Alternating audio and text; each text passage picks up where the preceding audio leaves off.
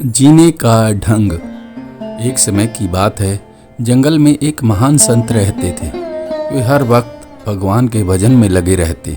एक बार एक व्यक्ति उनके पास पहुंचा और प्रार्थना की कि हे महात्मा, आप मुझे अपना शिष्य बना लें। महात्मा ने उसकी प्रार्थना को स्वीकार करते हुए उसे अपना शिष्य बना लिया। तब महात्मा जी ने अपने शिष्य को एक गाय दी और कहा, वत्स, इसकी सेवा करना और दूध का सेवन करना। फिर महात्मा ने उसे एक मंत्र, महात्मा के कहे अनुसार वो शिष्य रोजाना गाय को जंगल में ले जाकर चराता, दोनों समय उसका दूध पीता और प्रातः बड़े एकाग्र मन से गुरु मंत्र को जपने लग जाता।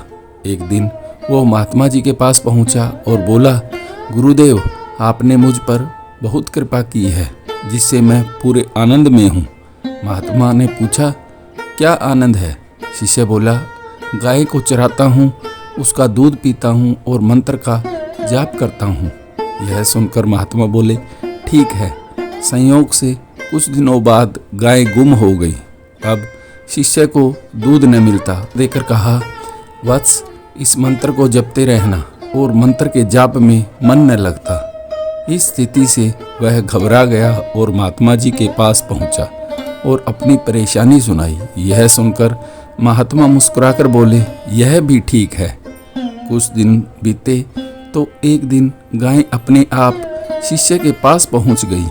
बस फिर क्या था, पहले जैसा आनंद और सुख वापस मिल गया।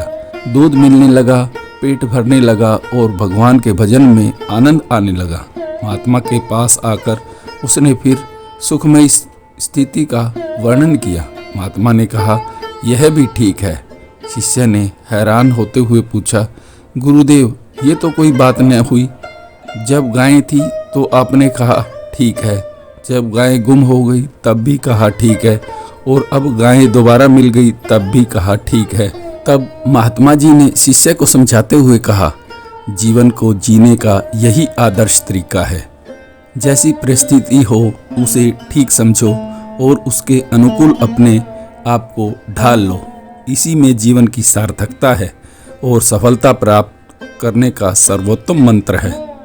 इस कहानी से हमें शिक्षा मिलती है कि जीवन में चाहे कैसी भी परिस्थिति आ जाए, घबराना नहीं चाहिए, बल्कि ये सोचना चाहिए कि जब वो समय न रहा तो ये भी नहीं रहेगा, और अपने कर्तव्य का पालन करते हुए भगवान के भजन में समय लगाएं तो जीवन सुखमय रहेगा। यदि ये कहानी आपको अच्छी लगी तो इसे लाइक, शेयर और हमारे चैनल जुबानी कहानी को सब्सक्राइब ज़रूर करें और अपने कमेंट बॉक्स में ज़रूर लिखें।